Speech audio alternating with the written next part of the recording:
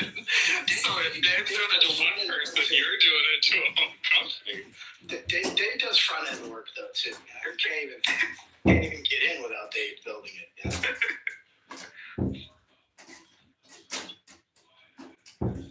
Me and John are both framers. You know, I frame houses.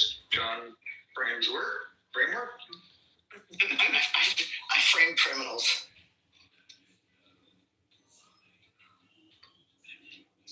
Oh Lord. Dave, I posted like a video for my construction peeps, like my client, and it's going viral, and it's all like gay jokes that are being it's pretty It sounds like Christian just exposed the industry. Oh, I do. Days. I was telling them they're getting so many, like, they're like 1.2 million views now, and they're getting a bunch of followers. I'm like, dude, I could probably get you some branding deals, maybe with like, you know, you guys could be influenced, like get you a deal with like Ryobi, you know, to like market to their gay demographic, you know, like you guys are blowing up. What is it? It's construction workers just recording themselves, or what is the angle? I'll post the video. Brady just wants to see construction work on the job. No, I probably have seen 400,000 of these videos. I'm curious what format they're using. My algorithm is the one that they pop up on. Yeah, I need Brittany to send me some more stuff on Instagram. Yeah, you guys, I want to ruin my algorithm. I need to go back to gay. Send me all your stuff.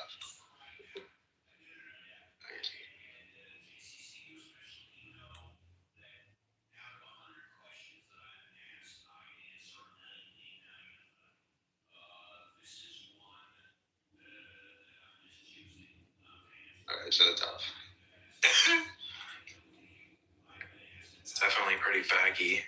The top vote is the best. I know. Not the only thing getting nailed by the looks of it.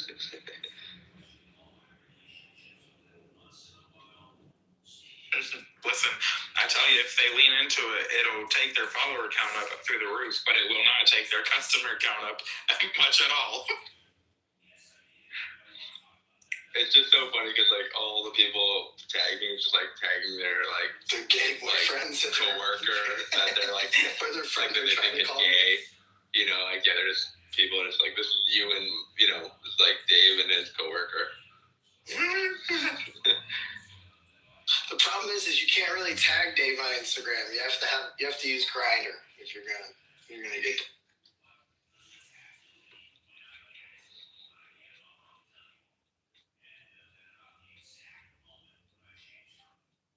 It is crazy though, the amount of views gay baiting can get you if you do it right. That's not even a post. That's a post on a trial reel too. That's like literally not even one on their feed. Oh yeah, no. I mean, it doesn't take much. Yeah, it doesn't take much. They have a lot of like, if you look through their content, like there's a lot of like kind of like gay content, and it always does well. Yeah, because the thing is with gay content, like bitches like to see it just as much as the gays. Dan, get off Clubhouse or reply to my text message. I should know better. I should text your wife. That's what I need. Yeah, you need something actually, done.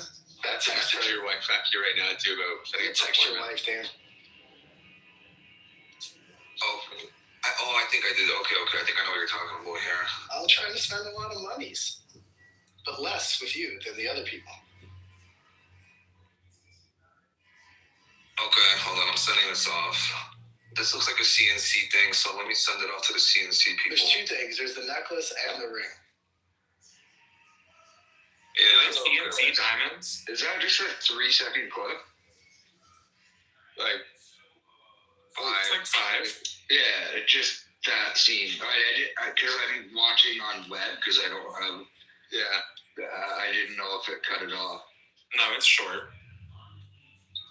Well, it's short now that they cut it off. All right, Chris, you ready? To put some nails in? No, to nail into the back end work. Do you have a Tesla, Dan? I think they're about. Yeah, he definitely does. But are they about to play chess? Yeah. Or the construction game? How do you know how to Tesla? Because I heard the turning from the yoke. Oh yeah. Yeah, that noise is very distinct. But also, you came to my Airbnb in a Tesla. That's how I knew.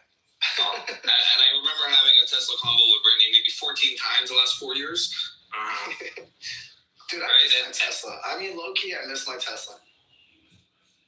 You know, after having the full FSD for years, it's starting to almost be able to pick me up in front of Lifetime when it's freezing outside. It's almost getting there. You have an older model? I have a 2022. Okay. And I've had the FSD for like the last fucking 3 editions, and it can't even pick me up in front of the gym. Do you have hardware 3 or hardware 4? It's not worth that risk, man. Having that car like the summon mode, because it's been out for years. And the first time I used it, it was pouring rain, and it just wouldn't stop at Home Depot, where there's like 10 cars in the lot. But the thing is, I had to do summon, and it like barely got to me. And then this Mexican grandmother like saw the car with no driver in it, and this lady down here had a heart attack. She's like, "Ay, Dios mío." She was like, "What is going on?" It just sucks, though. Like, it just sucks. It's just not good. How do I find out which version of hardware I have? The 2022 model, I don't think they had hardware 4 out yet, so it probably is hardware 3. But goddamn, it just, like maybe out of 20 tries, one will actually come pick me up in the front. See, that is crazy. I mean, like, listen, I literally test drove one the other day, and we went for a 20-minute ride, and I didn't touch the steering wheel not one time. So it's very good, like the self-driving. The Summon is not that good, in my opinion. Okay. Oh yeah, the self-driving has been good for quite a while, but man, it's crazy that it wouldn't be the same. Self-driving versus Summon. The same. At any point as the self-driving, you take over as a driver at any point. With the Summon, it literally is like a toddler running through through like a parking lot, and you're like, wait a second, this might run into other things, and I can't do anything to stop it. Like, it's a different like level of risk.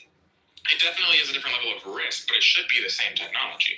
Yeah, for sure. I'm just saying, like, the perception and sort of the ability to intercede. Oh yeah, no, I mean, I only did it that one time, and honestly, it was just because I had 2 kids at Home Depot, and it was like it was a type of rain where if you just go 10 steps in, you're going to be like drenched. Yeah.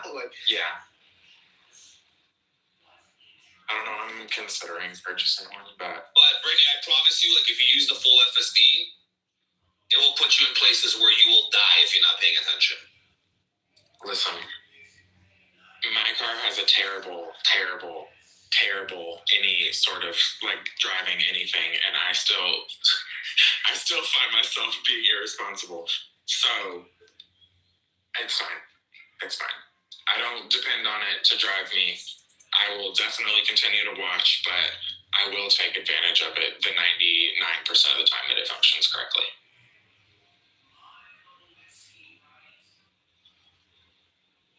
You guys watched a new show about Uber, the startup? No. What's that? I fucking like it, man. It's called, I don't know, I just bought it on Apple TV. I don't know if it's actually by Apple. No, it's probably not by Apple TV because I bought it there. It's about Travis building Uber. Fuck, bro, what a great show. Super Pump, that's what it's called, Super Pump. Oh, okay. Like, if you really rewind, like, how the hell did they beat that crazy taxi lobby? Because this was like a problem, huh? I mean, yeah, there was, some states were, putting them through the ringer, but others didn't really seem to care. Yeah, they built actually a software, so they're profitable now? Or, because I know for a long time they were not profitable, so are they profitable yet? I think they've been now for a little bit, yeah. Okay. But dude, the politics, like Portland was the biggest problem for them, and they actually built a different, like Travis is a savage. They basically went through and did a bunch of like community building, like Barack Obama, to basically get cities to like bend the knee after getting citizens to like vote them out. That's exactly what they had to do. But by the way, the Scientologists did this to a more extreme sense to get their church status, so they wouldn't have to pay taxes anymore. Just as similar. They actually scanned the politicians. So Portland hired a whole bunch of government workers to get in there and just start writing out cabs and towing cars. So they figured out which politicians had the app, and they would give them another version where it looked like the Uber was coming. Like, they were spying on everyone. They were watching the driver's camera. Like, bro, this guy was doing some savage shit. But I fucking love it. Like, he just had to do what he had to do. What's his name again? Travis something? Yeah, Travis. And like every typical savage psychopath, he had a girl through all the thick and thin. And then as he got to the billions, just met like the most beautiful violinist and just kicked his girl to the curb. He literally told her, like, you just don't got it, man. I need more. Bye. And kicked her out of her own house.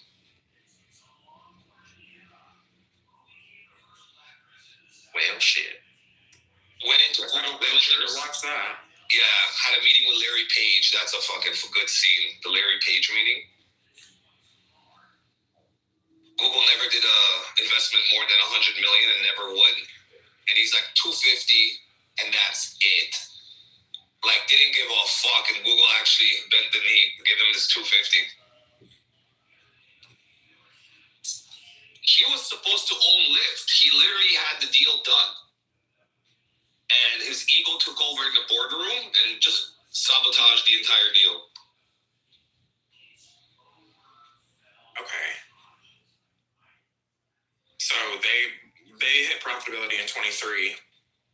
But they were growing, right? Like, yeah, they were literally, they're just like, another 10 cities, another 10 cities, another 10 cities. See, Dan, I don't want to distract, but I actually think like a lot of the, like I'm strategizing our model for the massage business I built is like, I think it'd be really similar to Uber. Like it took you a while to download Uber and use it for the first time, and you were kind of weirded out by this concept of like, it was just like a regular car to come get you. And at first it was like these black cars, right?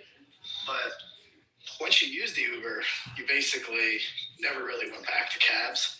Mm-hmm. I don't think we'll have the same trajectory, but like 9 out of 10 people who use these escape pods use it more than once. Like they basically come back and they have like a greater than 90% conversion and satisfaction rate. So I feel like I'm going to wind up losing a bunch of money for these first few years, the way Uber did.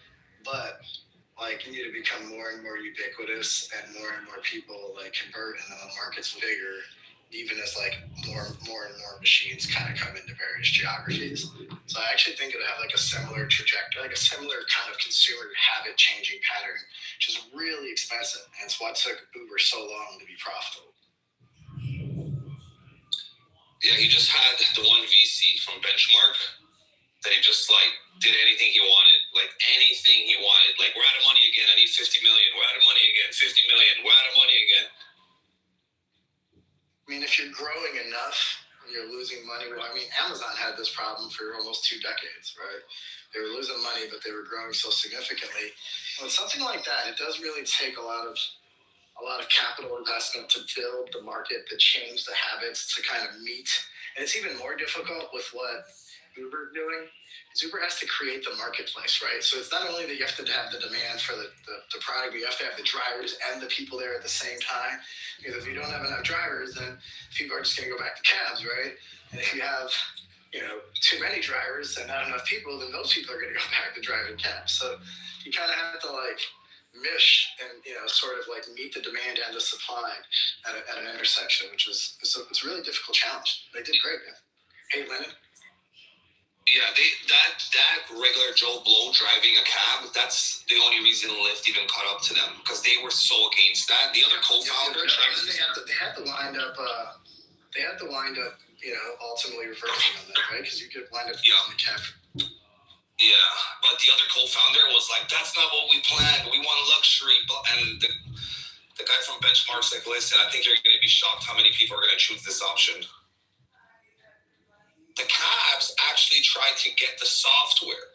So as they were trying to shut them down, actually cab services. I mean, you went to San Francisco. There was this big push in San Francisco. Yeah, there was this big push in San Francisco I forget the name of the app, and it was starting to get a lot of traction.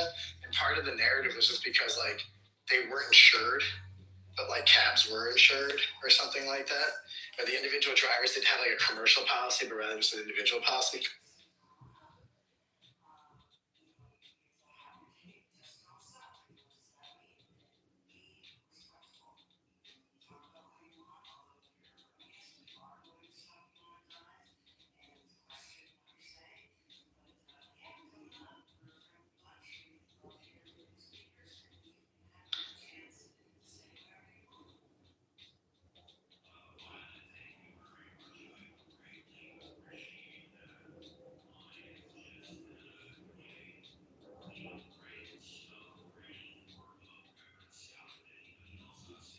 Yeah, but there was a lot of ethics issues when he kicked his ass out, right, from CEO, because he was a savage. Don't lie to me. He was at Epstein Island too. Don't lie.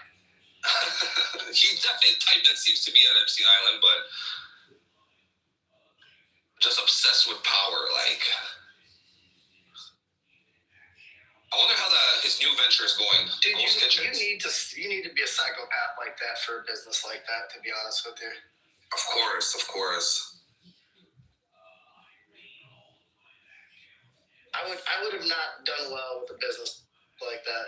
There's like plenty morality, plays.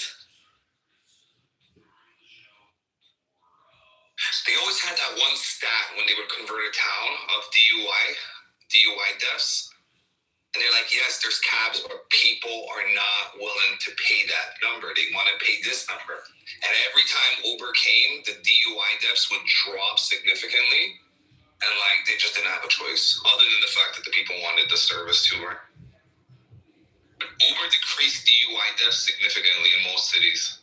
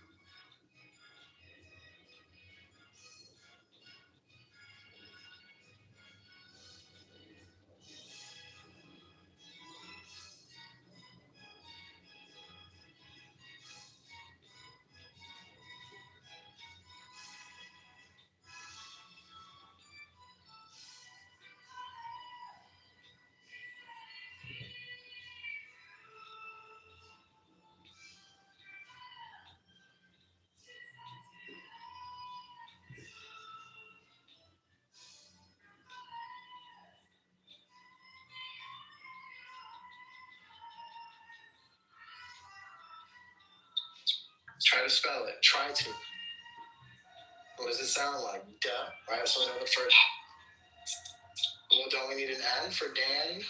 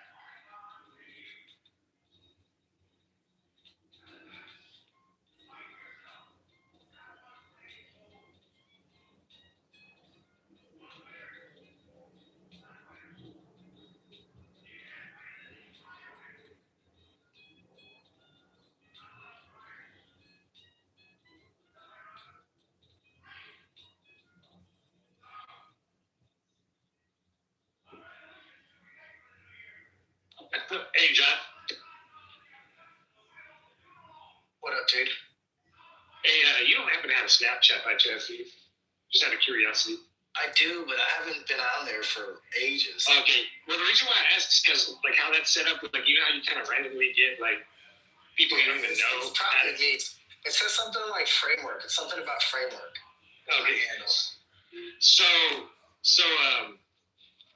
you ever come across these overly confident, extremely fat women that are just wearing skimpy shit? I've never really. I mean, I haven't been on. Well, it doesn't necessarily have to be Snapchat. It could be any other place. But you just ever come across these women? Like, they're just extremely confident and wearing the skimpy.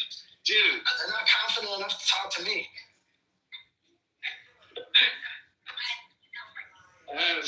It's just, I don't know. I figured you would have seen that at least once in your life. But extremely obese. Oh, yeah, dude. You know, there's one time at my old gym, at my bougie gym, there was this one chick, I can't remember exactly, but she was like a plus-size model. She was always recording, and they finally, were like, you know, you can't record in this gym anymore. So it was just like a bunch of, like, you know, it's not like Lifetime or whatever, Equinox. Like, it was like, you know, the rich people gym. And, like, the rich guys, you know, the rich 65-year-old guy is not trying to be on somebody's, like, some fat chicks plus models recording. So anyway, I know her. She was pretty confident because she was posting stuff on the internet, and she had 44 rolls on each side, you know. And so that's the only one that comes to mind, man. I haven't had too many. I mean, I think I do a good job of, you know, distancing myself from the bigums.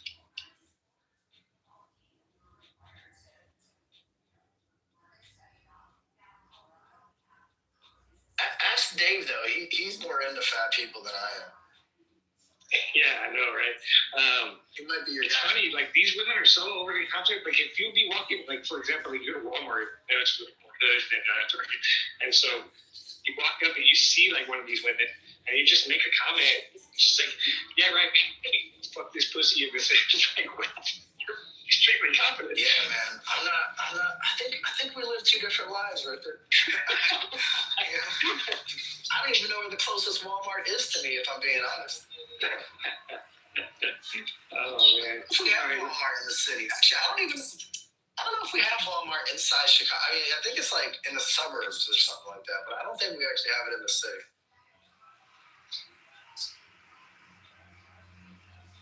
And what are you two arguing about back there? Don't you guys like each other, or do you guys just argue all day? Oh, you pussy, Dave. You damn Chris. I should have done that a while ago. I kept letting you go. I think at the point I was like, you know, I'm just gonna get the queen so I can fucking end this. I think you did miss a checkmate, but I guess I'll go around this way because you guys are terrible drivers. You don't realize there's 2 lanes there, and that guy doesn't know how to park. Holy good God.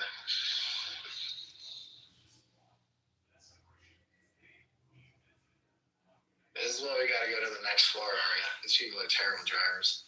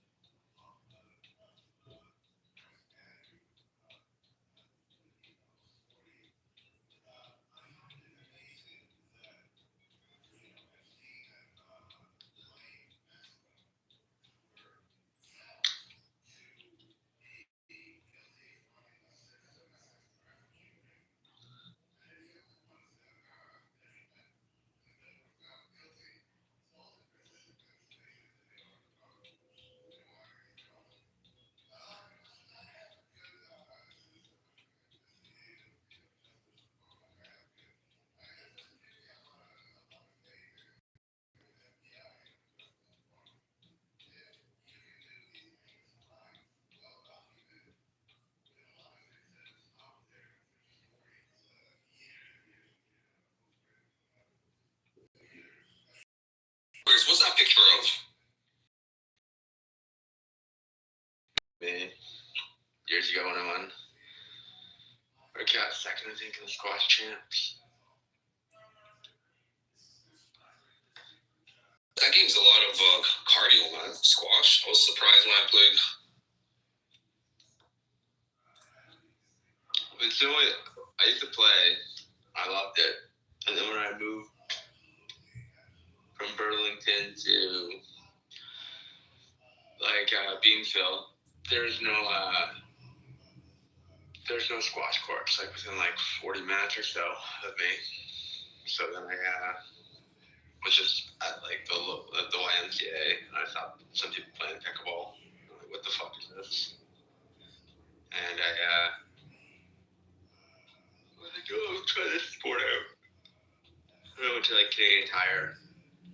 I went and looked at the rules. And then I went to Canadian Tire, picked up a paddle. And then the next day I went to play. And yeah, the rest is history.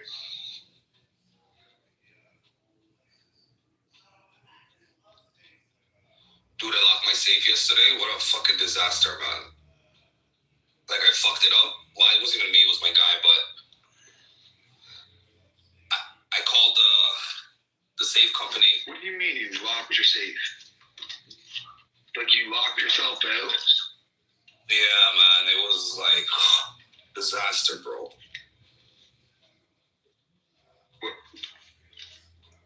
And then the safe guy. How do you lock yourself out? Is it a key safe or a combination safe? It's a both. It's a combination with a key. Yeah. And it's so we pretty much just kept it when you get to the fourth number, it presses in and then you turn the key. So it's actually very complicated. It's taking my guys sometimes half an hour to open this thing. So we just kept it on 0 and we would lock with the key and just take the key because you can't open it. And he accidentally hit the knob to turn it. And just a fucking disaster, bro. Why? So when I got the combination and the key? Yeah, when I got the safe guy to come in and change the code. Now so we literally haven't used the key for the combination for a year. And then I realized the code that we wrote in was the old code, so we literally didn't even have a code to it. And the only thing we could do is there's a drilling process to get into the safe. But that's the safe is too heavy. They had to bring in a crew to tip, I don't know, a bunch of bullshit. They brought in some guy that cracks safes from their company. And literally, this guy just, to listen to your heartbeat? I forgot the name of that device, but... Yeah, stethoscope. He put that on, and for 90 minutes, he kept trying to get the numbers. And he was able to get the second and the third. And then the first, I kind of knew what the first one was, just judging by the last two. Wait, wouldn't he have to get them in order?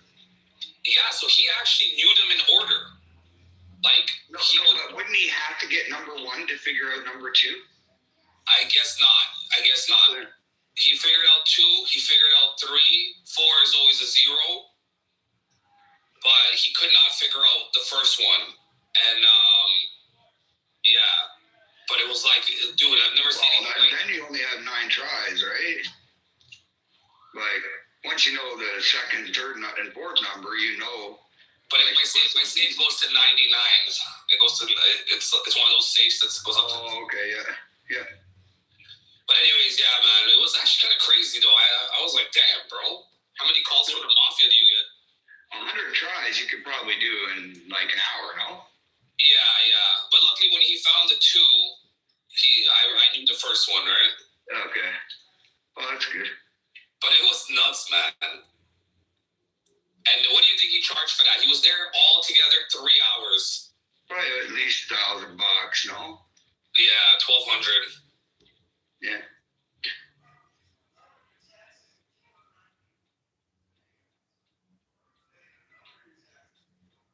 You kind of got a bill for a day day's work because you can't really book around it because you don't know how long it'll take, right? Exactly. The worst part is I had people coming in for stuff, but their stuff's in the safe. So it's like, I'm so sorry.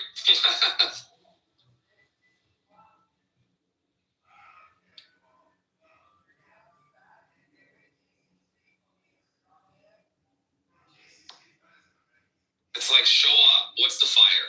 Show up to work, what's the fire to put out today? What's the fire?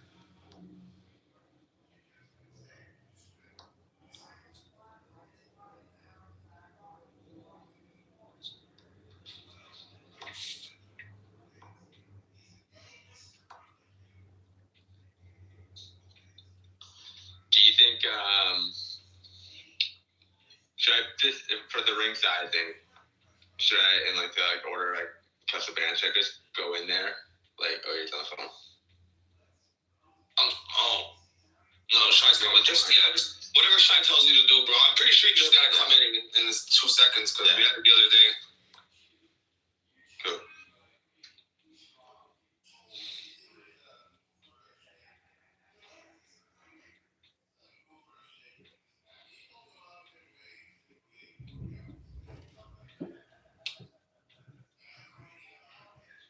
Oh, Chris, I just opened up my brand new 6-foot Stabilo level.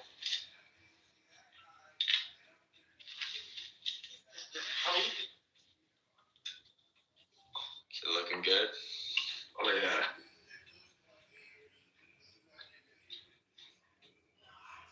What's the material? Are you fiberglass? No. They're steel.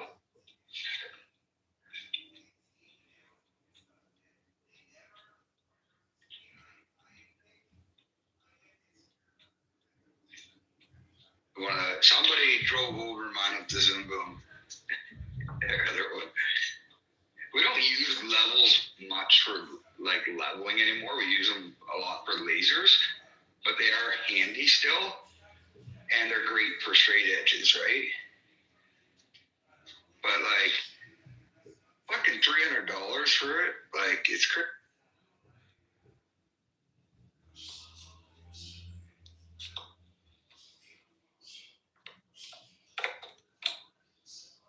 I was gonna buy this thing called the Jewel Light. It's like $1,800 each, and obviously you need a whole bunch of them. So I'm like, let me just try a couple alternatives from Alibaba. The first 2 were like trash, and then the third one was better than the Jewel Light. I was like, yes, W. So now I paid $75 US instead of the 1,800.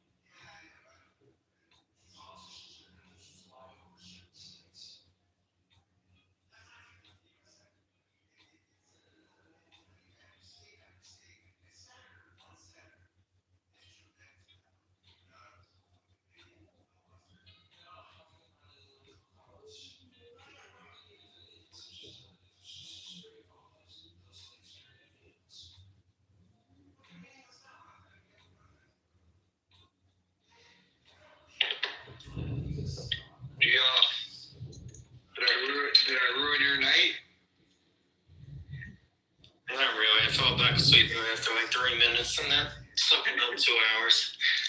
Nice.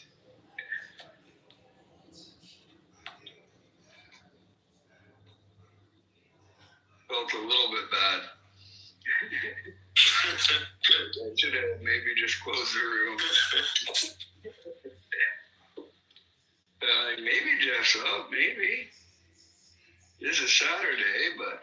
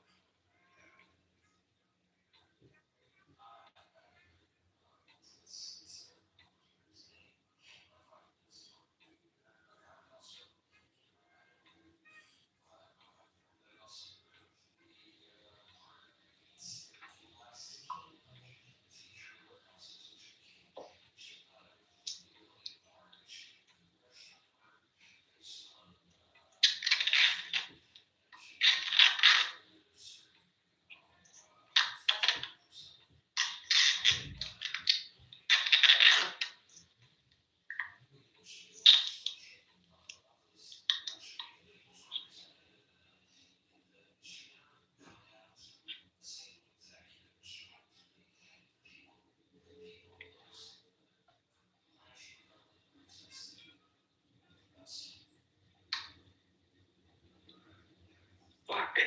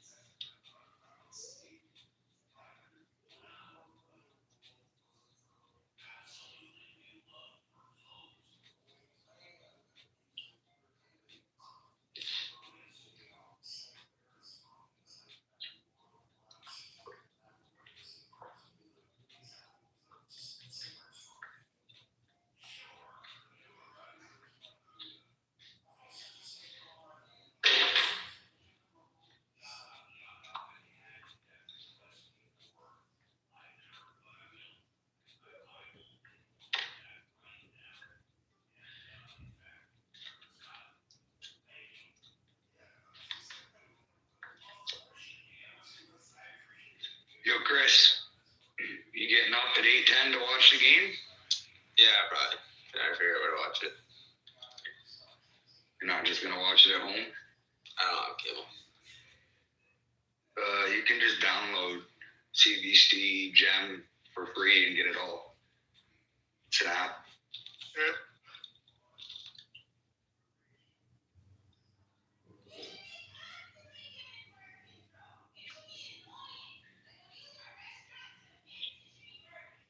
Get all the Olympics for free on that app, eh? No, just saying.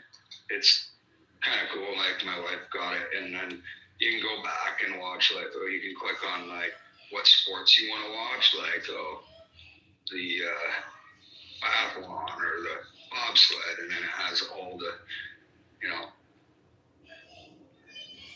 all the sessions up. You can click on semifinals or want to watch the prelim, whatever, right? Finals. So you can kind of watch the finals of all the sports, whatever's happened. Mm-hmm. Yeah, they even have it like medal, like the category you can search for like medal, like so it's only for when there's medals being handed out.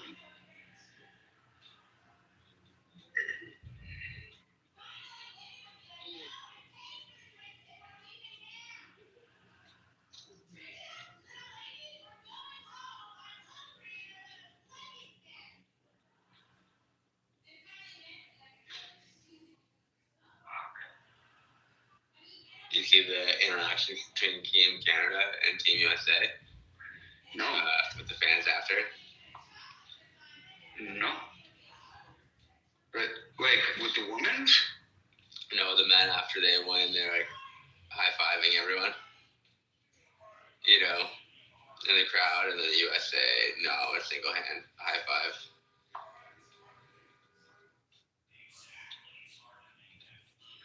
Like, was nobody cheering for the? No, their fans are trying to there's American fans there trying to get a high five, you know.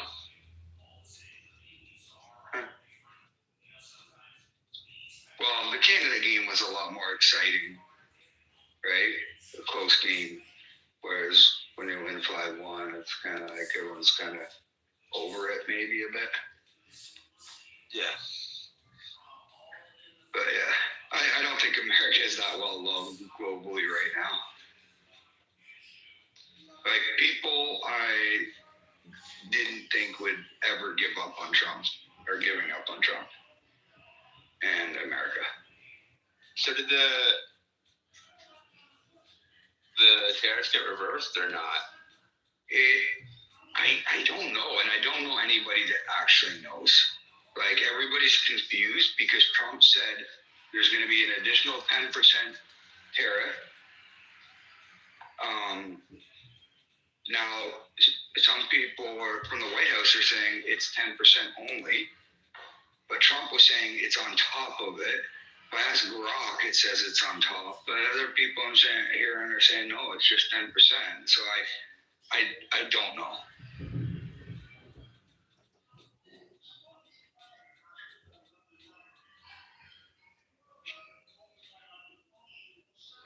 But it would be weird to say I'm going to do 10% on top of everything. Like after you negotiated deals, you're mad at your own court, and you're just going to add 10% to everybody else.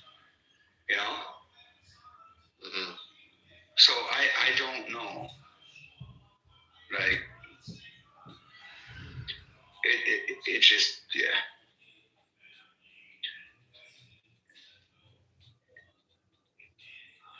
I feel like people can handle 10%, whatever, right? Like a lot of products could go up 10% and it doesn't really matter a ton. But like these like 80% tariffs and shit like that are like impossible for businesses to deal with.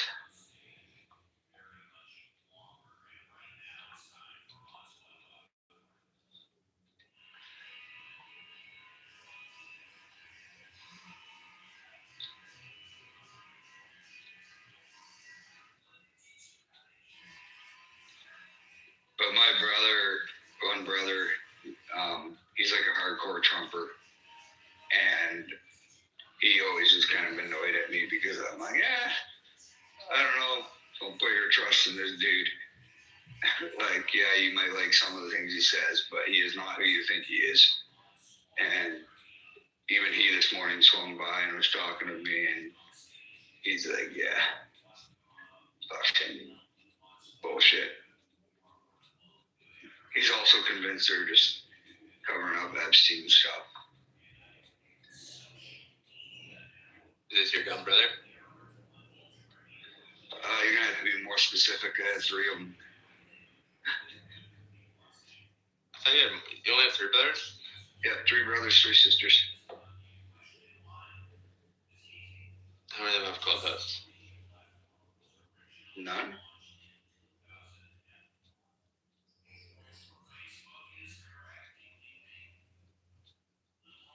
Brother-in-law, maybe.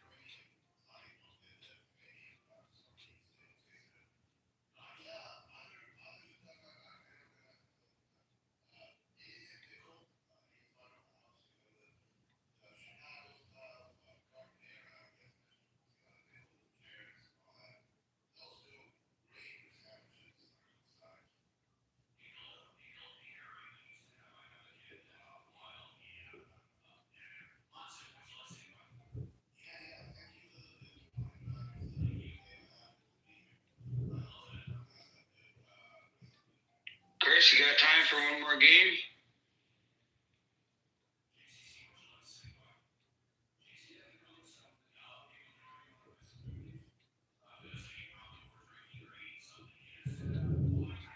Yeah.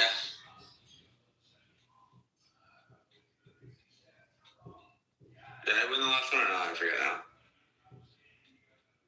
Yeah, you did.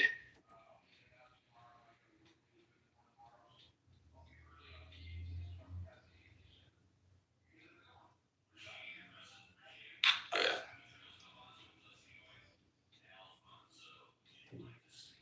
I'm ready when you are.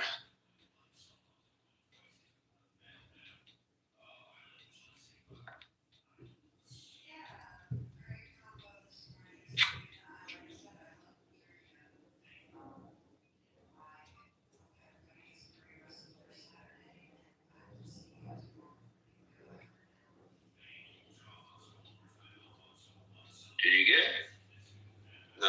Who else said you won? Oh, no, it's got me in it with you. Okay, now I'm in it. Yeah, with you. I'm white.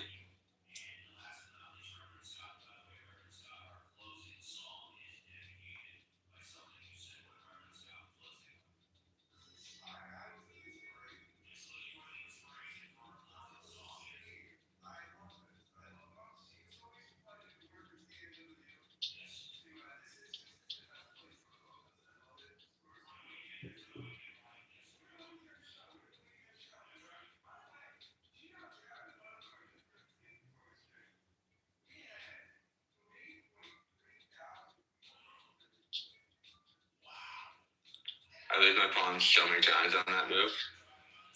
I'm gonna kick queen so many times on that move.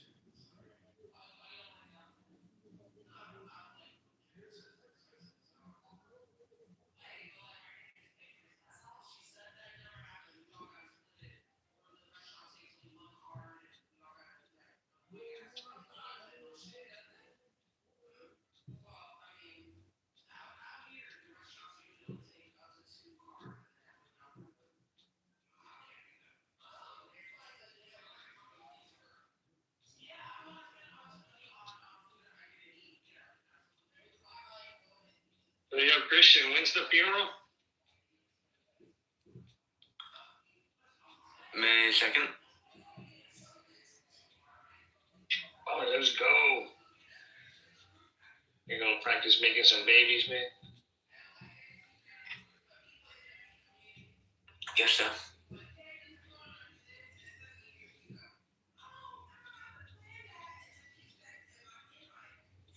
Probably wait a couple months.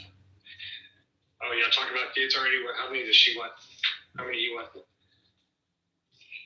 Probably 2. All right.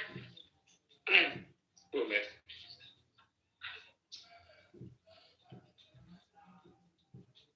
Did you send your ex invitation to the wedding?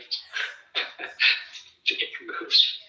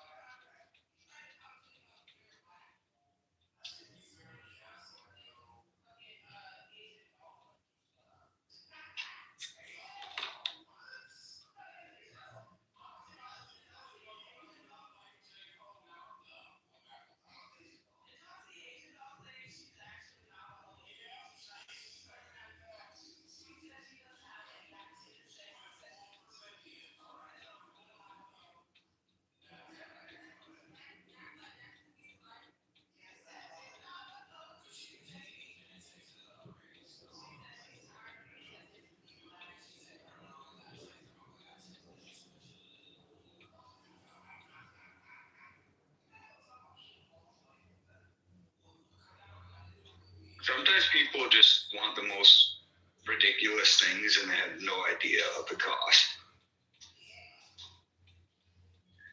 I sent you a photo, Chris. Somebody wants this for their kayaks, but I guarantee you they're going to think it's a $300 thing.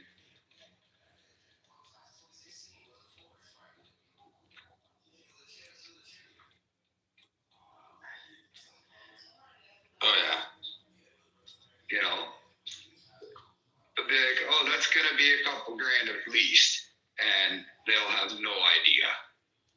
They'll be shocked. Yeah. So that's in lumber that's $300 more. But yeah.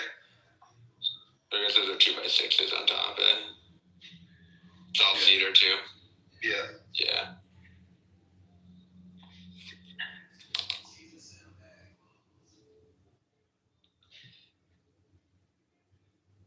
Yeah.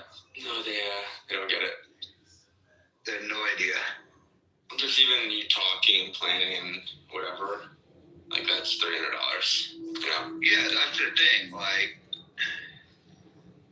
for me to even go do that up north at your cottage, like, yeah, I could build it here and just bring it up or whatever, but like, that delivery alone is going to cost more than that. Yeah.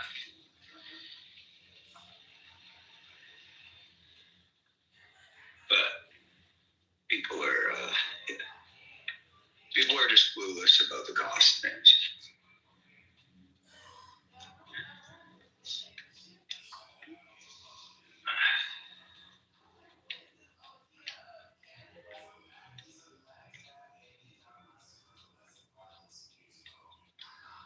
I find it amazing how many people like waste all your time. Yeah, and they just then they have no money for any of it. They're like, oh yeah, sorry, it's just not a budget right now. I'm like, what was your budget? Like, oftentimes I ask people now before I even go look into it, like, what's your budget? But people think like you're trying to rip them off when you ask that too. They're like, oh, you just want to see how much I'm willing to spend. It's like, no, like, I want to know like what your kind of expectations are because it's not worth my time. Yeah. No, it's definitely.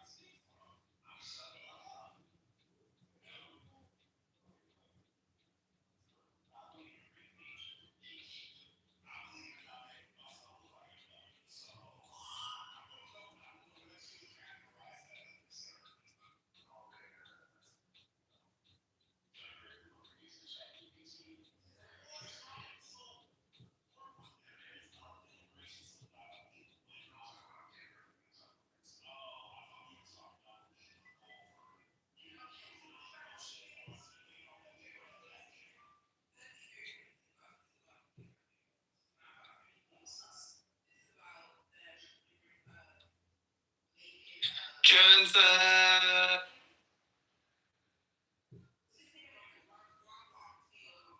It's your clubhouse birthday, bro. Congrats.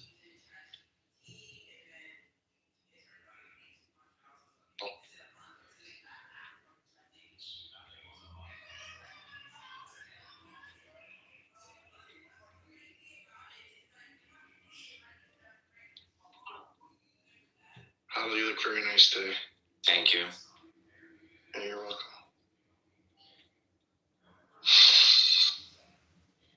It means a lot coming from you.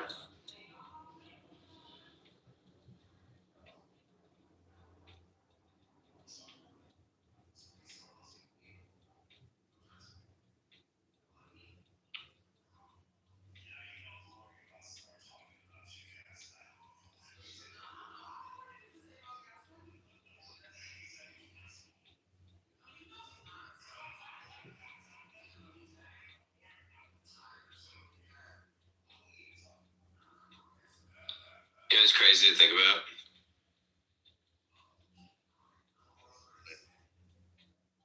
Donald Trump was almost assassinated only 2 years ago. Doesn't that feel like it was like fucking 10 years ago? Like, how come time is like moving so fast? That feels like ancient history to me at this point. Charlie Kirk hasn't even been dead for a year. That also feels like yesterday. To me, it feels like it happened like a decade ago. You know?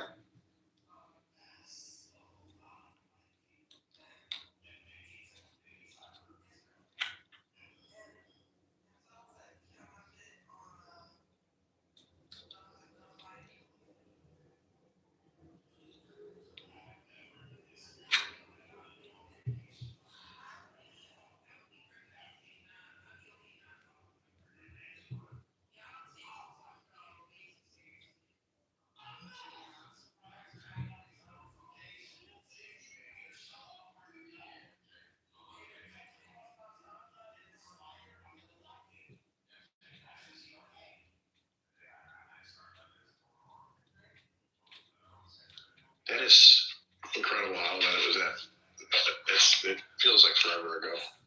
Doesn't it feel like a long time ago? Mm-hmm.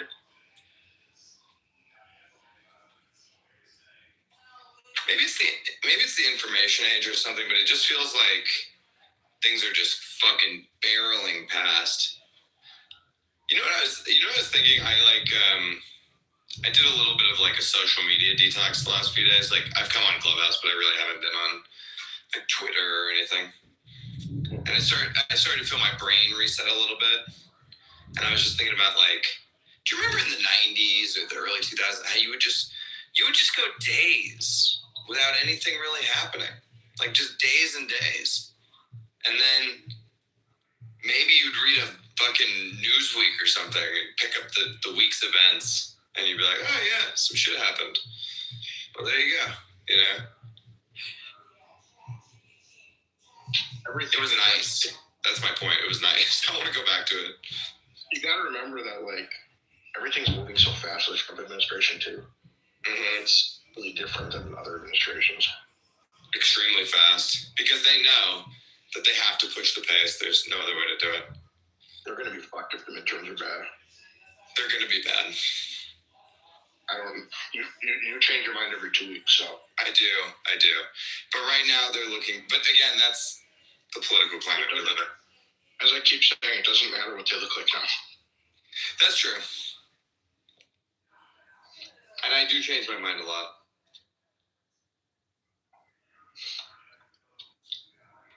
If we win a war with Iran in 2 weeks and have almost no casualties, I mean, think about that. Yeah.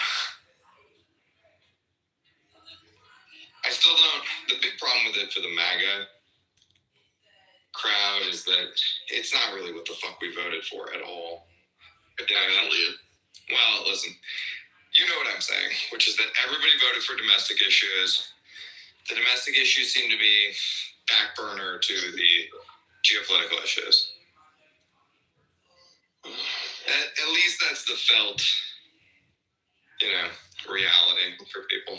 Yeah, but like if geopolitical issues come up, you have to deal with them. So if we're about to go to war and Trump is able to like keep it down to 2 or 3 weeks and no casualties, like come on, like that's pretty amazing. It is good. Yeah. Especially if like we're all air campaigns. Force the Israelis to go in on the ground. I mean, again, it's good, but would I rather see a CEO who hired illegal aliens perp walked? Yes, absolutely. I don't like that. I love that. Yeah, I don't. Yeah. It's like the problem with that is there are these industries where the only way to have competed for the last 20 years is to have participate. I know. I'm not saying you need to perp walk every CEO, but you need to put people on notice. You need to create a chilly environment. Mm-hmm. And there's got to be, come on, in all of America, there's one person out there who's just a real piece of shit about this stuff. Who we can just why don't we just fucking perp walk all the women who hired like illegals for their like toilet cleaning? Sure, perp walk them too. They're the ones that are the problem. All the left-wing women screaming about illegals. It's a problem that's intractable because no one's going to solve it. It requires too much pain to solve, and nobody in America is willing to accept any level of pain. So what's going to happen is your society is going to keep getting flooded with third worlders, and then you won't have a society anymore. So who gives a shit about Iran? That's the point, is like, yeah, okay, great, Iran. We're not going to have a country in 100 years. Yeah, well, that's true. So to me, it's like we have real pressing issues that need to get solved, and I could give a fuck what happens elsewhere,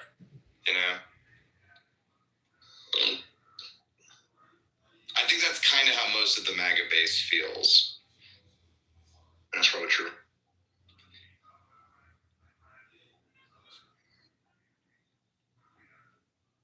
Yeah. But, again, it's like, vote for this, you vote for that, you get war with Iran. It's like we could have voted for the Democrats and got war with Iran, I don't know that there's anything particularly special about Trump seems to be rather deft with foreign policy. In fact, it's like the strongest point of both of his administrations, but these policy goals are the same policy goals no matter who's in the chair. It's like you ever heard the expression, no matter who you vote for, you get John McCain? No, I don't like that. Yeah. It's like this. I was watching like this YouTube video where they're like, what would have happened if Trump had been assassinated in 2024? And the top comment was, believe it or not, war with Iran. It's like, yeah, it would have been war with Iran either way, Trump assassinated or not. Yeah. And so my point is, I don't know, man. It's just like, are we actually leaving America to our children? Oh, no. Right. So to me, it's like, I think we just need to endure a shitload of pain and just fix everything that's wrong. Even if that means we all become poor. But that's the thing, that no one's willing to accept that. So we're going to continue destroying the country. And it seems like this is just all empires. Well, every democracy goes through this too, and then empires go through this. How come no one can stop this goddamn cycle? Because the leaders are so selfish. Yeah, and it's perpetual. Yes. Yeah. You know what we need is the equivalent of ETFs for governance. Now that we have AI, like, we need to just be like, here's some fucking machine enforceable code, and this is the government, the machine, the code, just like we do with Bitcoin. The code is the government.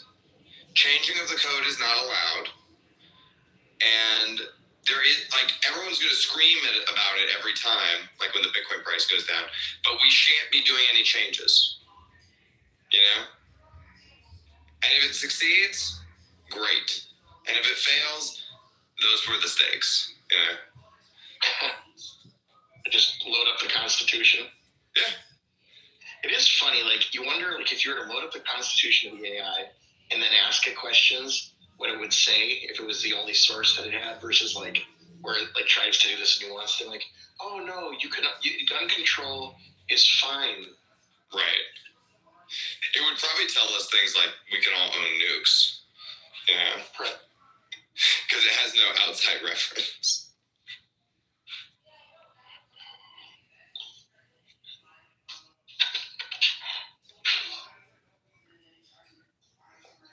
If you, like, put it like this.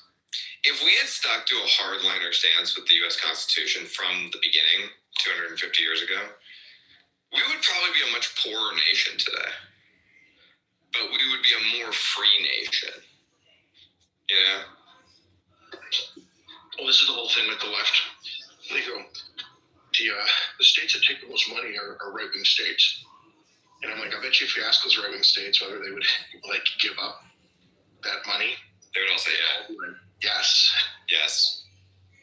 But we also want to run things ourselves, you know? We want to do what we want to do. Uh-huh. Yeah. Yeah, the money, by the way, the money, I mean, we've gone over this about how the Democrats have a patronage system and the Republicans don't. And you can see the split once the Democrats figured out how to game the system and the Republicans didn't hold them accountable for it. Like post GFC especially, you can see the split big time.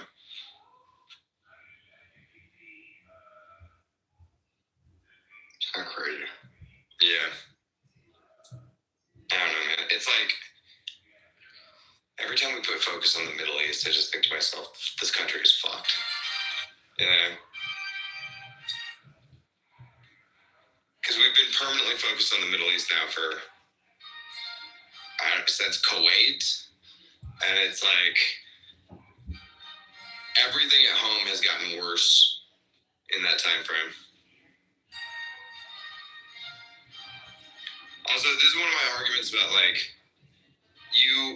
yes, the United States has money for all these things, but we don't have attention for every single thing. We can't focus on all things. We have a limited, scarce amount of attention as a collective, you know? And so, like, you are going to be, you know, overly focused in certain areas. And is the Middle East a good place for us to be overly focused? The answer is fuck no. Like, it doesn't do anything for us.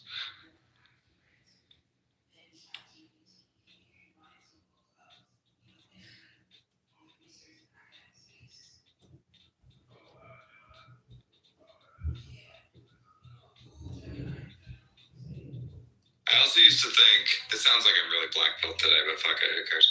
I also used to really think that, like, every other American had a sense of, like, what it meant to be an American. And then I found out that basically the entire left doesn't have that, and that all of the foreigners who make up 25% of the country now don't have that.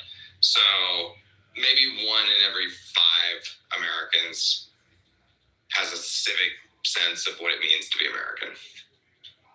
Probably less, honestly. Is 1 in 5 enough? No. But hey, we're going to crush the Ayatollah. So we got that going for us.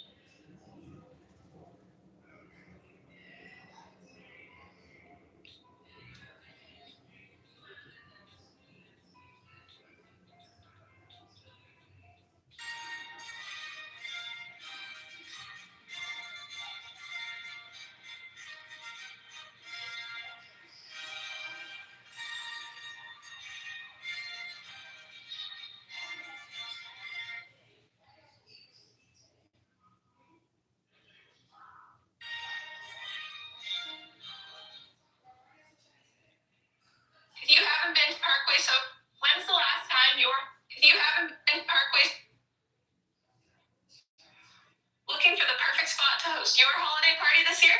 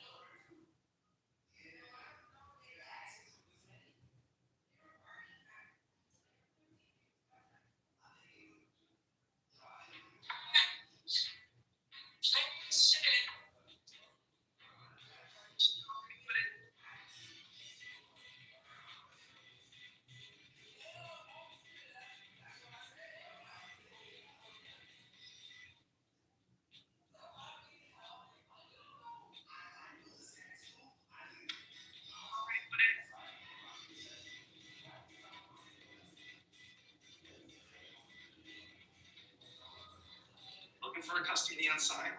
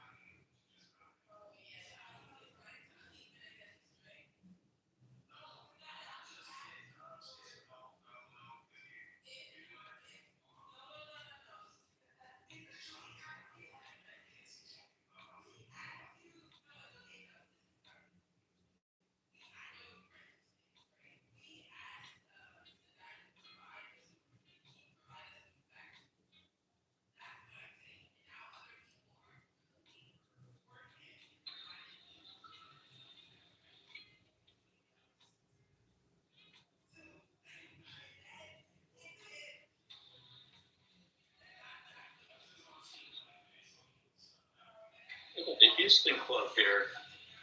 The Houston club.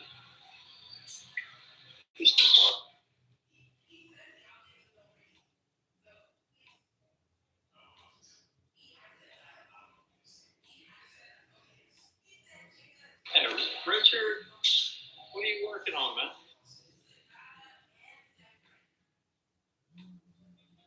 Hang on a second, boss. Yeah, you're working way too hard today.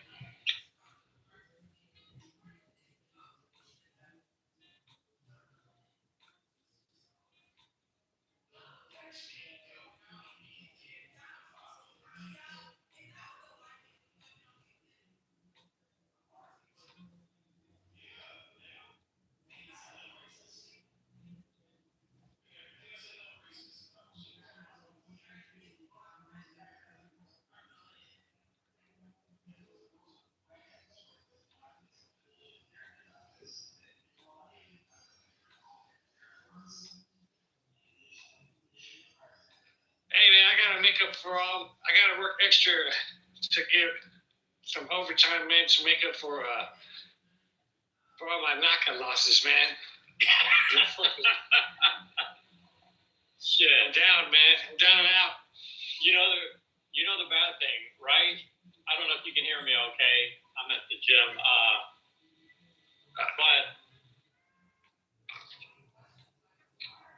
Richard, okay, so yeah. So in other words, this NACA deal, what a disaster.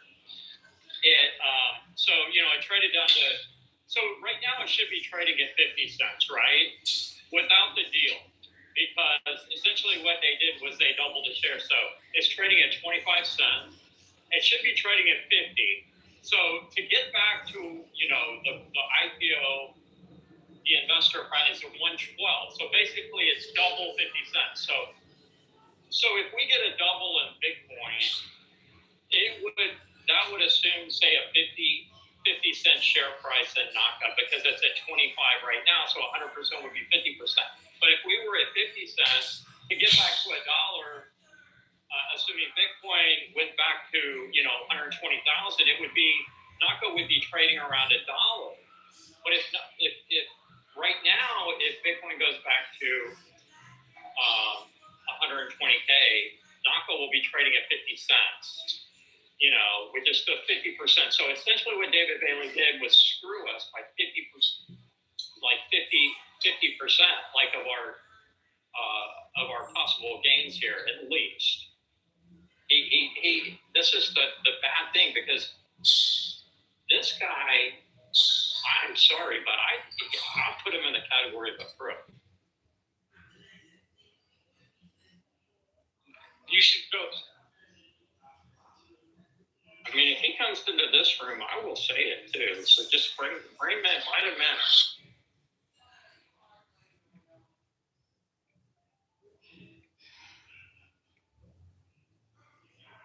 So basically, it makes it damn near impossible for everybody to get back to even. Is what I'm pointing at. See, if he would have done this deal, it would have been fairly much more simple to get shareholders back even. To the 112 price, the investor, where that's where it should be, right? Like a 112, that's where everybody got their shares. Can we get it back up to $5.15 where I'm at? Well, that's the even bigger deal. Like that's the embarrassment of the whole thing that he's doing the deal. He should keep it private. He's already made millions on the deal, on the Nakamoto deal. So how much do you need, bro? Like you're diluting shareholders by 166%. This guy is a clown, man. This is like no way to do investors. I mean, the reason I'm upset is because I don't think a lot of CEOs would have done this deal, even though it was pre-planned. But a lot of things were pre-planned also. Bitcoin was pre-planned to go up and, or stay stable. And so the deal kind of would have made sense at a higher price, but it really makes 0 cents at 25 cents. The stock traded, yeah. So the stock without him doing that, the stock would right now be trading 100% higher of what it's trading at now. It would be trading at 50 cents. If so, essentially, what he's doing is really just halving. Go for it. He's halving the losses.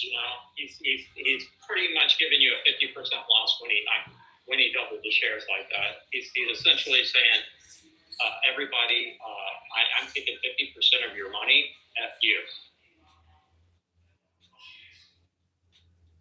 I don't think people realize that. I don't think they realize that, so they're not as vocal. They're not calling him out as much because. Or is it because there's nothing anyone can do? That happened to me one time. I invested this company and the stock went up, and I had not been following it. And when I checked on it, I noticed the stock went up, but then my value was down. I'm like, wait a minute. And then I realized that they merged it, right? Like for two, they do one. But I think I agree, Rich. I've had quite a few stocks that have gone to zero. Yeah, no, you're exactly right. But I think, I think it's almost like he's preying on shareholders and saying, hey, you're going to take this 50% loss or, 66%, whatever it is, and you just deal with it. It would have been fairly easy to get his investors whole, if you want to call it whole, and that's just at a $1 stock price. So essentially right now, the stock would, like Bitcoin would have to go to get for it, but just the pipe investors to get even, it would have to go, Bitcoin would have to move like a 400%. I'll do the calculations, but it's when 400% move to get investors back to even. When he could have not done the deal, kept it private, and said, okay, investors, we're going to wait for a better price. We're going to do this when it's back up, when Bitcoin's back over 100,000, and we can revise the deal. We'll, get the attorneys to revise the paperwork, everything. We're not going to do the deal right now because I'm protecting shareholders. And no, he didn't do that. He basically said, screw the shareholders, I'm giving you a 50% loss right now. And that's exactly what happened. So for investors right now to get the whole, Bitcoin has to be at $250,000 almost just for the pipe investors to be whole. Assuming a 1 MNAV where it's at now. And that's really a raw deal for everyone. And that's what he needs to be called out on. And I'll call him out on it.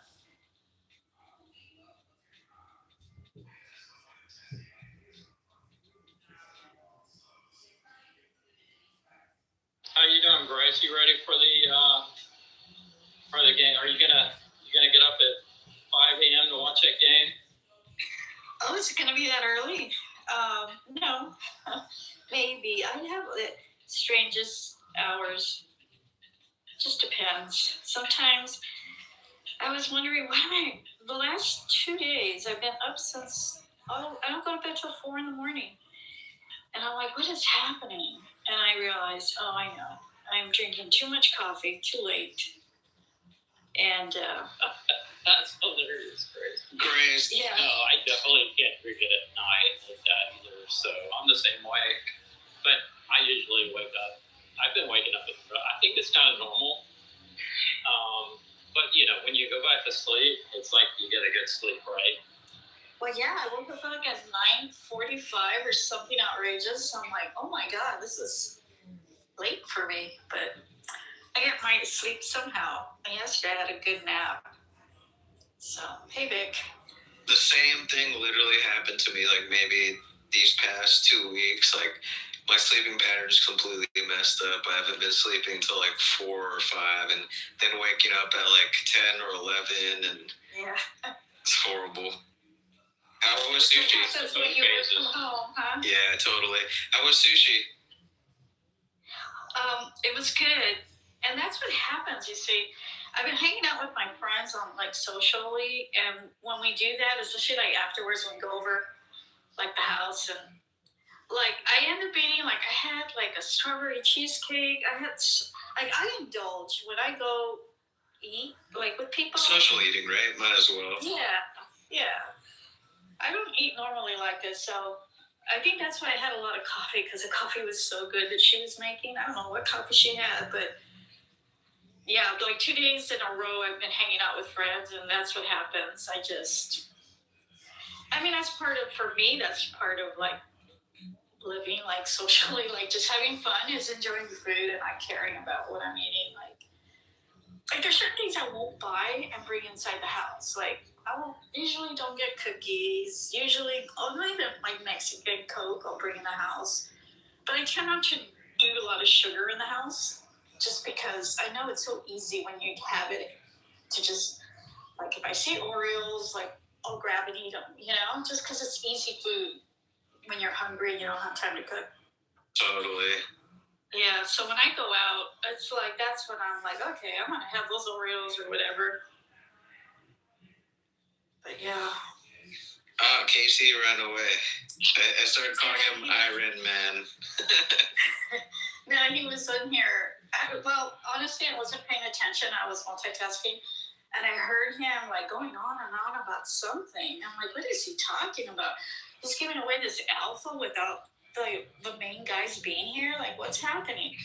Because usually they shut him down, like they'll tell him something. Yeah, they'll be like, Casey, you're stupid. You don't understand how this works. And like he'll argue back for a bit.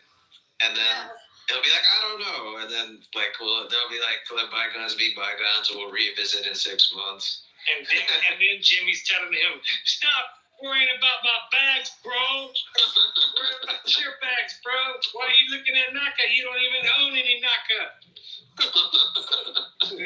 Yeah, so he was going on, and I'm like, what's happening? Why is KC? So I look at the screen, and none of the guys are in here. And I'm like, why is he sharing all this with us? And then I realized, so he was upset that Naka did the purchase, the D-spec or whatever. Yeah, like when they merge the stock, when they combine them. I forget what that's called, because it's happened to me with one other company. I think it's a D-spec, but essentially they acquired, right? They acquired the other company. No, this has to do with how I don't know why the name escapes me, but there's a proper name for this, but... Reverse merger?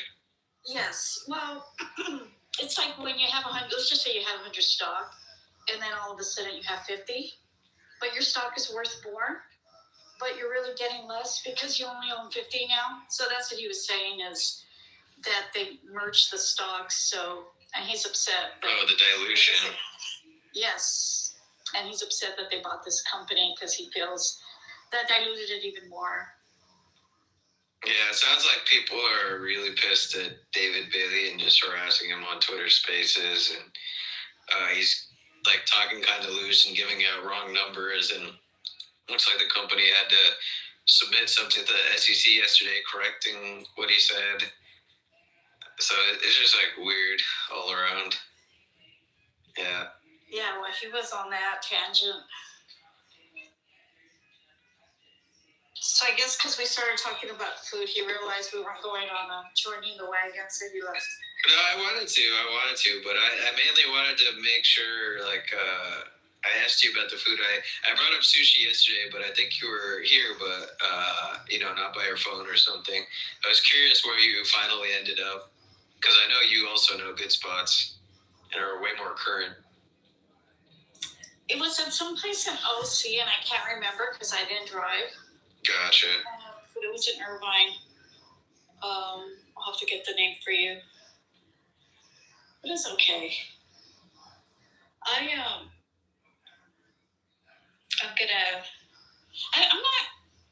not, did you hear what John said yesterday about losing the appetite for certain foods? Yeah, and I agreed with both of you. Like, I love sushi, but I've been just having less seafood these days, and I think we all agreed on lamb. Yeah, I love lamb. I absolutely love it. Amazon used to sell these, and I don't like to buy my food from fresh because, like what you said, a lot of the meat comes from China, but their lamb doesn't. It comes, I believe, from New Zealand. And they used to sell, because I'll get rack of lamb, but I don't really cook it like the way people want. Like, it's an expensive cut. Yeah. And I like to cut it like pork chops. Like, I like to cut them that way. And Fresh used to sell them like that, and they didn't charge as much as a rack of lamb. I love them. But I don't think all of Amazon stuff is bad, but there's just certain brands, right? I think it's like that 365 or something. Yeah. A lot of their seafood comes from China, some of their beef, their chicken. And I don't know. I don't trust it. I don't know if I'm really getting meat. I don't know. Like, have you gone to, like, when you go to a Chinese restaurant, have you noticed, like, why their meat's so tender, like their chicken? And sometimes I'm wondering, like, I don't know how they're getting their meat so tender. But I always question whether I'm really eating what they say I'm eating, you know? It could be genuinely that they have the farming capabilities, but also at the same time, they're like the master manufacturers who can engineer any texture, coloring, flavoring. So the deception would fool your senses either way, right? Yeah, well, that's where my mind goes, you know? Like conspiracies. I'm like, I mean, they're not our best friends, and they do like adding fentanyl and random shit, so... That's the way I see it. It's like, I try not to eat too much of Chinese products.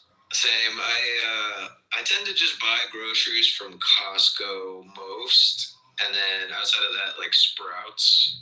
And then I've been super lazy, just Uber Eatsing them to my place. Hey, Fish, how are you? Pretty good. I watched a YouTube short the other day that showed, I might have actually saved it, because it was showing how they actually make like that really, really tender beef. And there was a whole process to it. Was it a healthy process or not healthy? Yeah, it was fine. It was just like the way they cut it, and they might like soak it in something, but it was nothing bad. I don't remember. Like there was like a whole process. I think I know what you're talking about. Like some of them are like chlorine washed, or like certain things make the chicken potentially not as healthy. Or if it's beef, like I know Costco, I forget the exact details, but Costco does some sort of tenderizing thing where like they poke it a certain way. Yeah, with the needles. Exactly, yeah. But that also introduces potential for bacteria or something, right, Grace? Yep, that's what I heard. That's why I don't buy Costco meat anymore either. That's particularly for their USDA Prime or whatever, like those like the middle tray ones, right? Like in the plastic containers. Yeah, and so I started getting like my meat from like Trader Joe's, you know, the grass fed. Totally. But they don't have it anymore. And I've asked them, I say, hey, why don't you guys sell grass fed beef? And I mean, not that, or organic. I can still find organic meat, but not really grass fed. And it's, I don't know. Even their milk, they used to, because I still drink milk. I know a lot of people think that's gross, but. No. I wish I could drink milk. I think I have like lactose, so I can't really enjoy it as much. But I know a lot of people that are on like the opposite bandwagon, where it's just like they kind of shame you if you can't or don't want to drink milk, and they don't even drink whole milk now. Now they're drinking like raw milk, and they got like exotic stuff, and they're like, you can't handle cow's milk, to get raw goat milk. Like it's really become hipster here in Texas. Is it? Yeah. Yeah, I sometimes buy the Sprouts here in California sells the non-pasteurized, the raw milk. The problem is you have to drink it right away. Like it doesn't last more than 2-3 days in the fridge. You can tell, and I've made cheese out of it, you know. But I'm like, I don't know if I'm doing this right. I don't want to take a chance, so I just don't. You could freeze it, right? I don't know. You know what's super good is the raw cream. Oh yeah. That's super good. My friend made some ice cream with like some raw cream and dark cacao and raw honey and like just all the healthy ingredients. Is this nifty? It was not nifty, but my friend Sahil went to Nifty hosted ice cream party or something. And I think he did that, or he was going to do that. Fish, you might have even been there, right? Didn't you join in on some ice cream party with them? Oh yeah. That sounds yummy. Like to be able to make your own ice cream like that. Dude, there were a bunch of weird things, but I kind of liked Nifty's messed up peat flavored ice.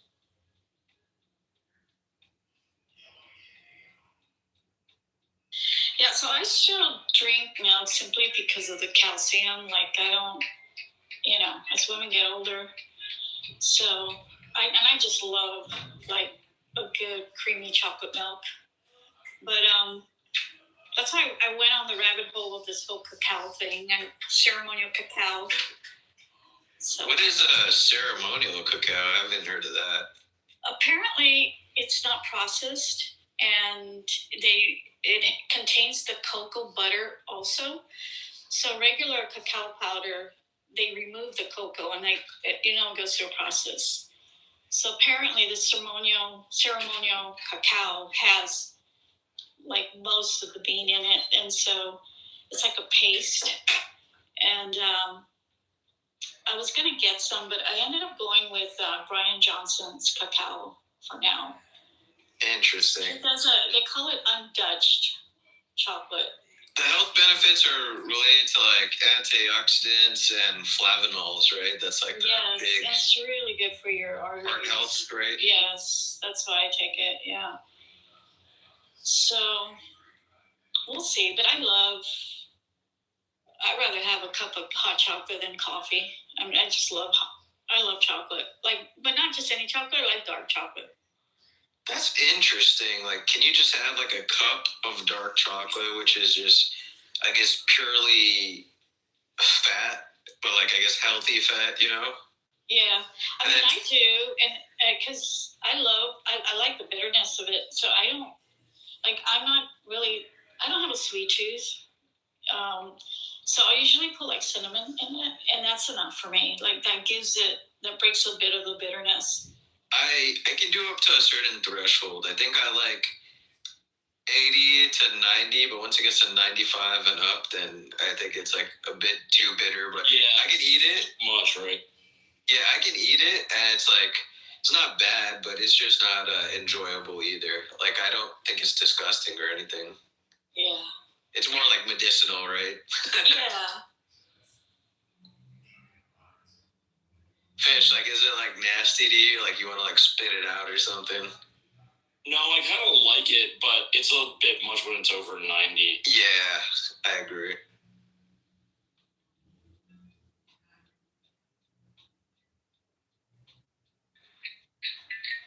I heard that Amazon is closing Fresh and Go stores. I heard that too. Yeah, and they're going to be doing more Whole Foods. I thought they merged all of those and it was just separate branding. I didn't know Fresh had like its own stores or something. Yeah, they do. I've never been to a store or seen one. There's Amazon Fresh stores that are like their own store. Yeah, see, Fish, isn't that shocking? I never heard of this. Yeah.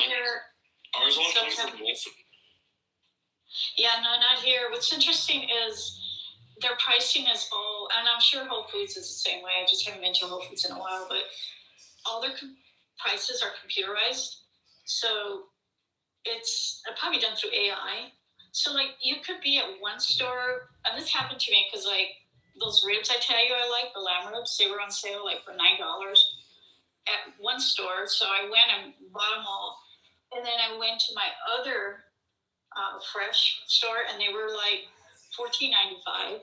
And I said, hey, things were like $9 something over there. Do you guys do the price match? And they're like, nope, that's what the price is. And I said, why are they different? And they're like, every store has different prices depending on how things are selling. I said, okay. So they really control their pricing down to the wire. That's what I don't like about them. One time I went to buy my lamb ribs and they were $98 a pound. And I thought it was a mistake. Whoa. Yeah. And I said, hey, is this right? And they're like, yep. And I said, could you change the price? I said, because you match competitors. They're like, nope. That's crazy. What do you have to sell me for? I think that's why. That's indirectly why I got over, like, to our prior convo, I got over seafood, because I would mainly cook, like, that wild-caught sockeye salmon from Costco.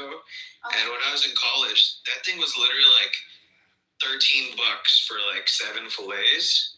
And now... the frozen one that you buy? Because I think my son gets that. Correct, exactly. The individually wrapped fillets that are wild sockeye and in their fish section or whatever. Yeah. Those are really healthy, like have the omega-3s, all that. But they used to be way more affordable. They were like, I remember buying them for like $9 or $13 for 7 fillets back in like 2011, 2012. Yeah. And then now I think they're upwards of like 33, maybe 39 now. Like, yeah, here they're $29.99. And if I'm not mistaken, I thought I recently saw them for $39.99. And the fresh is $9.99 a pound. That's crazy. What the meats are, the refrigerators. Not the frozen, but the refrigeration. But, you know, who's going to eat that much fish in one day? I'm actually concerned about those fresh ones, too. I've seen, like, videos of, like, some of them, like, not being, yeah, exactly, not being sourced properly. So I prefer the flash freeze. Yeah, I've seen those worms in them. I'm like, oh. Andrew was here one time telling me that I think it's Alaska, there's a frozen fish company, like mail order, where they flash freeze them. Yeah, I think he told me about that too. Yeah, I was thinking of going that direction. I imagine it's extremely good, but also quite pricey, right? I think, like, to your point before, like, I've shifted my taste and habits. Like, for that price, I'd rather just get lamb. Yeah. Well, you know, because I know, you know, the Fullerton area pretty well. They source quite a bit of all the farmers markets, like even the ones in Torrance and all over. Forget their name. But I've gone to this, because they have a store in Fullerton, and they have fresh fish, and it's wild. Like the salmon, and oh man, it is so good, but it's $30 a pound, I think, for salmon. It's beautiful, and it tastes good. And I mean, I don't eat much, so for me, okay, $30 a pound is not that bad, because I'm not gonna eat a whole pound of fish. But yeah, it's getting spendy, the wild fish. It's really hard to find wild. Yeah. That's so funny, Grace. I could eat a pound of pokey as one meal. Oh, that's fun. I could imagine. Yeah. My son, Poke bowl. Are you particular about where you go? It depends. Like, I'll usually find a spot, and I have to keep testing them over time because quality goes up and down. In SoCal, I'd get like a pound of fish or so from this place at Newport Beach called Bear Flag Co. And then they also made like poke burritos, so I absolutely love them. Yeah. With the flour tortilla, or do they use kind of like seaweed, or what do they use? Flour, yeah. Okay. And then I think you can just buy it by the pound, and you get like chips for free if you just want to eat it like that too. Oh, that sounds good. But you know, I get Chipotle chips, and I'd be like creative like that because I like Chipotle chips. They're more like salted and limed and whatever. I was at a farmer's market, and they had these nopales chips. So they're baked, they're not fried. Ooh. And they don't have corn. It's just like cactus, right? Nopal. Yeah. Oh my God, they were so good. It was like $10 a bag. And it's too bad, like, healthy food just costs way too much money. Yeah. I buy it because it's just, you know, my son, like, buys his own food. He cook. I don't do anything with my son's food. Like, he's on his own on that. He cooks. I don't cook for him. None of that. And my daughter and I don't eat much. So I buy us. I mean, I could afford that type of food, so I buy it. But it's hard to eat healthy if you don't have the money for it. But if I was feeding my son, I mean, that would be a lot. It's really easy to fall into a trap of just ordering food or eating out all the time, because now I think your grocery bill for the week could just be like a certain amount of like crappy meals per day that you just order to your door, or you go through like a fast food place, and people are just doing that purely out of convenience, right? It's not even that they want to eat unhealthy; they just feel like they don't have the time to cook. Yeah. I have one of my friends' son who lives with them still. He gets all his stuff from like, I don't know, like it's not Blue Apron, but it's one of those healthy ones. Oh, Snap Kitchen or something. Yeah, I forget which one he orders from, but they look healthy. Like I've been at their house when he's eating them. I'm like, are they pretty good, or do they just taste like frozen meats? No, they're pretty good. So I think I've never priced those out to see if it's probably better than ordering DoorDash, but I would imagine it may be healthier. It also depends what they're eating, right? If they're eating a lot of meat, then that does end up being pricey. Yeah. But if they're like eating pasta or something, then it might be cheaper, I guess. Yeah, I think I could count the things my son eats in one hand. Like he's strict about what he eats.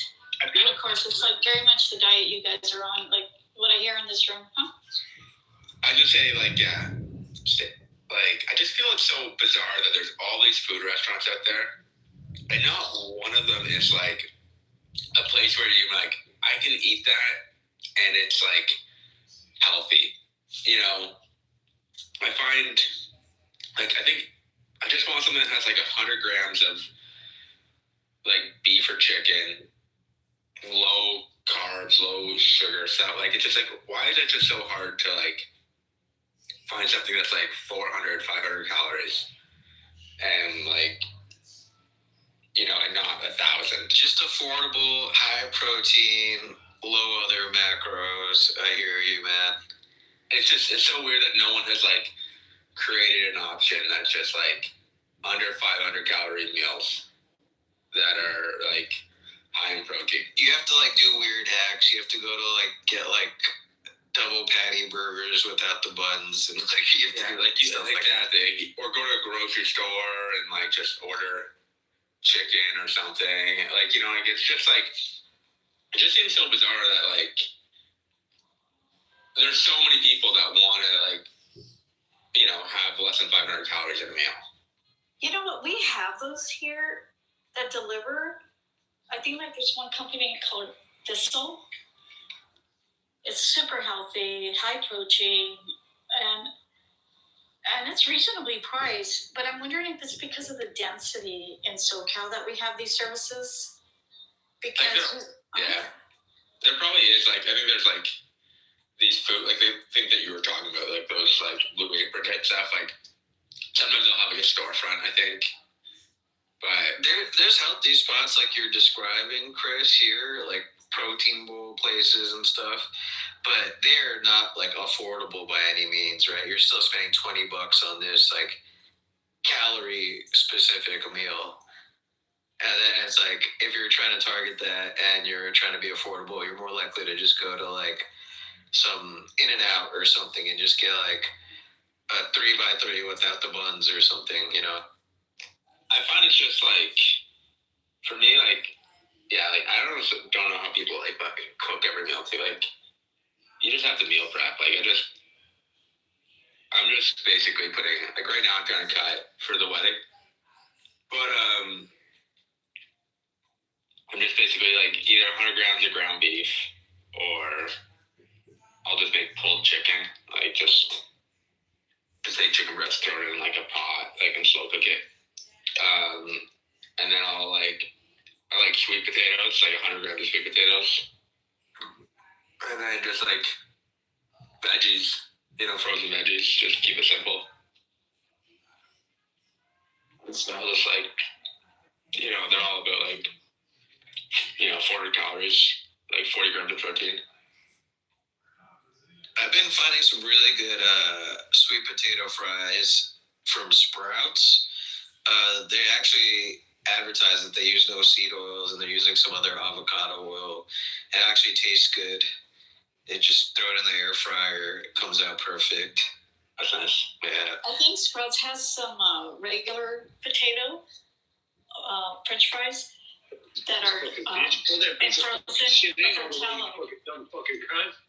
Easy, Richard. Richard. This fucking fat fucking Uber bitch driver, man, fucking leaving her car in the middle of the goddamn street, man. You fucking fat hoe. Who's that fucking piece of shit, bitch? All right, Grace is here, man. Like, I apologize, Grace. Grace, fuck you. No, that's fine. So I'm starting to see that a lot now with tallow. Like, Hello, yeah. Even I've been making like scrambled eggs, and I'll take a whole fucking 24 pack of eggs from Costco, make a bunch of scrambled eggs, take ground beef. So basically, I have like about 2 eggs and ground beef, and maybe like some fucking hot peppers, and I just fucking freeze them as individual Ziploc bags, basically. Have that for breakfast. Nice. Costco has like this beef tallow fried chicken that I tried that I really enjoyed, but the macros were good, but I still don't buy that they're exactly correct. Like, I felt bad still eating that fried chicken, and I stopped them back to just like chicken breast with maybe a little bit of beef tallow on it, you know? Yeah.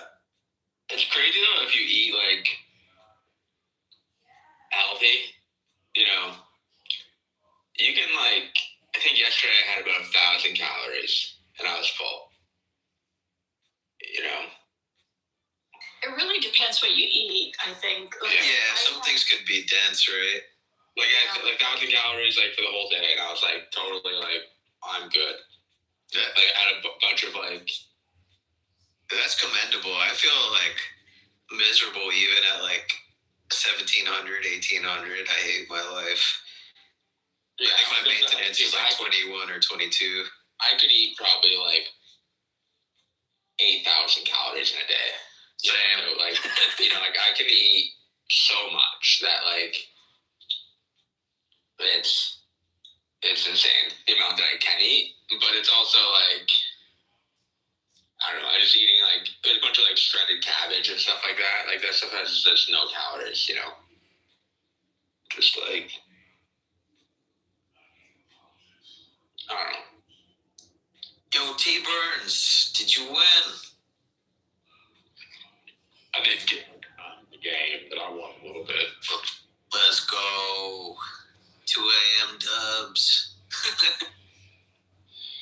I pulled 1,000, but I didn't play very late because I didn't get in till late. Gotcha. I ran out of gas. T-Burns or Fish, actually, Vic, you guys, I'm sure T-Burns deal with this. It's so awkward the moment of counting cash, eh? Like, I'm going to count a bunch of cash. In front of someone? Do you count it? Do you not count it? Like, you just pick up your chips and leave from the poker table and you go to the cage. Okay, yeah. I'm sure there's a lot of times you've been handed a, 20 grand or something like that, 50 grand, and you're like in cash, and you're like, should I count this? Always count the money, first of all.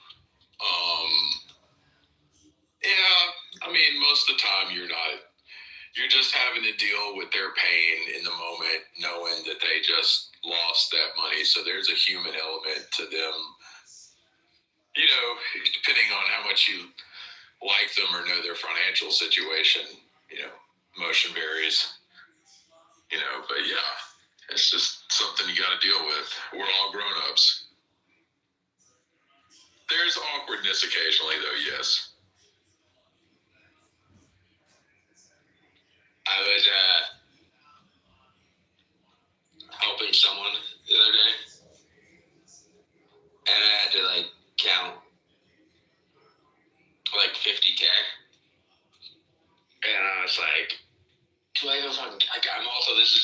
terrible meetup spot. It's like I'm on a small table in a crowded restaurant, where everyone can see what the fuck. Why would you count 50K at a restaurant though? You can't go to the bathroom or something. You can't count it there at the table. Or go to a fucking bank. You guys are crazy. I know, it wasn't my choice. But I don't really count that much cash like that anywhere. And I think the most I've counted like that was to put a down payment down or to pay rent, stuff like that. Or maybe deposit at the bank, yeah. But never at a restaurant. I just brought a scale, and I'm like, now you just sound like a drug dealer, yeah. What a weirdo. Hold on, I gotta hear it. You guys counted 50 grand in a restaurant and didn't get killed? the other day. Which restaurant? Let's start with that topic. Pearl Diver. That's gonna tell me everything I need to know.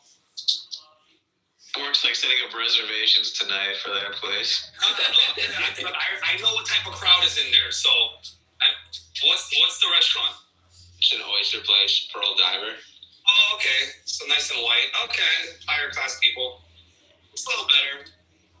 Still, I'm this is far away from my place, Yeah, but that's pretty insane, man.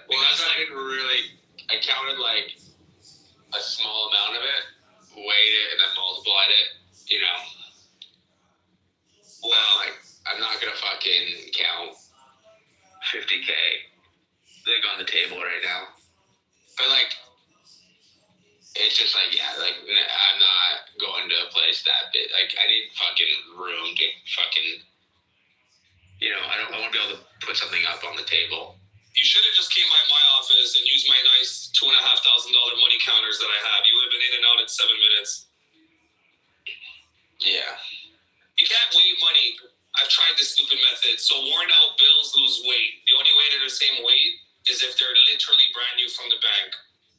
So the weighing is not a good option unless they're crisp. And moisture, right? 200s are usually fine, but these were new, they were wrapped too. Yeah, okay, so they're the same weight. Because older bills, now I'm not sure about the US dollar. We use a different type of money. Polymer money?